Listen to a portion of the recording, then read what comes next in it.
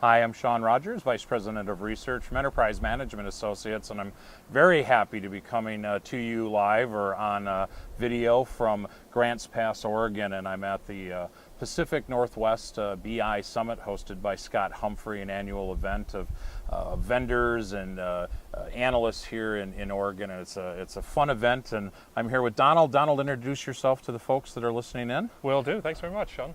I'm Donald Farmer. I'm the Vice President of Product Management at ClickTech.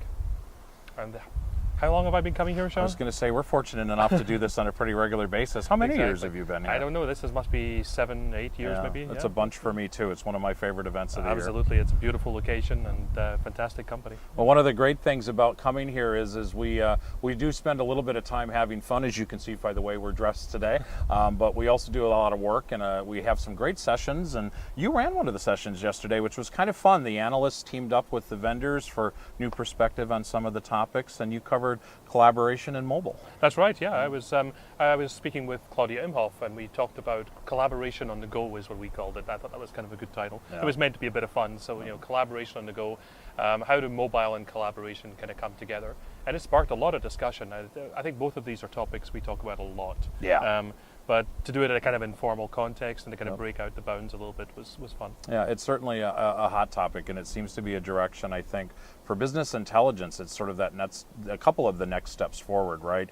Having your BI whenever or wherever you want it, and then especially being able, I think, with some of the new users that are coming into the market, the people that are consuming the data, I think, want to make decisions with other people. And I think it says a little bit about the new generation of business professionals. I think it does, and one of the things that Claudia said was, well, she put it this way, she said, you cannot help but collaborate, and you cannot help but be mobile. That's just a very natural part of being an information worker these days. Collaboration is entirely natural. It's just part of being a human being. You collaborate, and being mobile is just essential. And it's not necessarily mobile in the sense of being a road warrior. You and I spend half our lives on planes, and of course we're mobile. Right. But you can be mobile within your own office. Yeah, you made a comment about the water cooler yesterday. That's right. I thought that was spot on, right? Yeah, sure. Yeah. If you're talking about this month's figures, sitting around the water cooler or standing around the water cooler, you're collaborating on data, whether you're using technology or not. You're talking, you're discussing, you're making decisions. Absolutely. So. A lot of feedback from the group yesterday, and I think that happens when you pack a room full of really smart people on a topic like this. But what themes did you enjoy most relating to the group and talking about yesterday?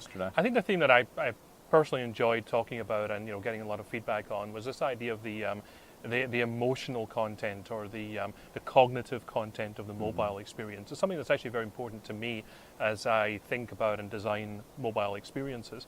And it's also very important because I see the mobile experience as being the primary experience in the future.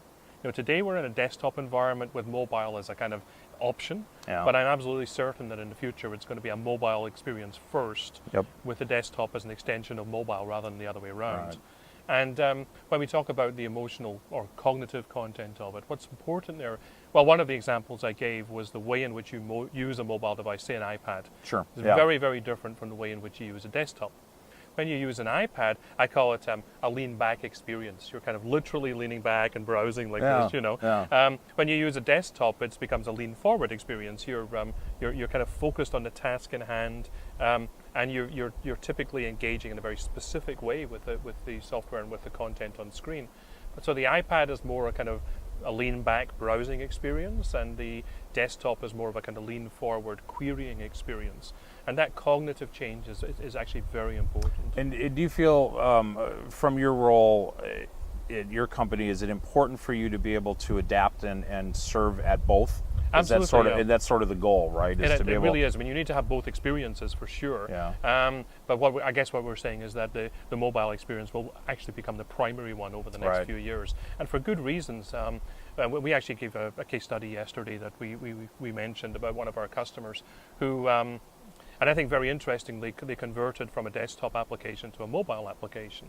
And on the iPad, they found that their users spent more time browsing the data and also had more confidence in the decisions that they made.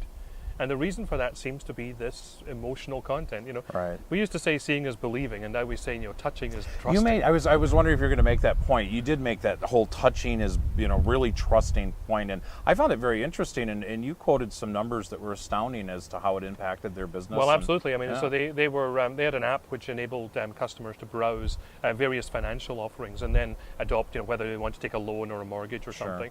And they found the conversion rate increased by 30%. That's 30% more people said, I want to take a loan having browsed the data with this service. And I think that's a very significant kind of change for them. And it all came from the fact that the users had more confidence in the data. They felt they were browsing it, and the touching experience encouraged them to explore more, but it also gave them more confidence in the results of that exploration. Oh, that's fantastic. I think both collaboration and mobile are going to play a huge role in our decisioning lives, and you see it even coming in, I think, from the social sphere. I just saw some numbers a week or so ago that Twitter had announced that well over 55 or almost nearly 60% of their traffic was coming from mobile devices, and Right. similar research has come from Facebook, the leading social network, and so it's I think people are getting very aware of those tools, and there's no way they're not going to be dominating. It's not going to step back. We often talk about bring your own device. Yeah. As people choose their own mobile devices and then IT support them. Right. We sometimes talk about bring your own software. People adopt the app of their choice. Well, I often talk about bring your own collaboration.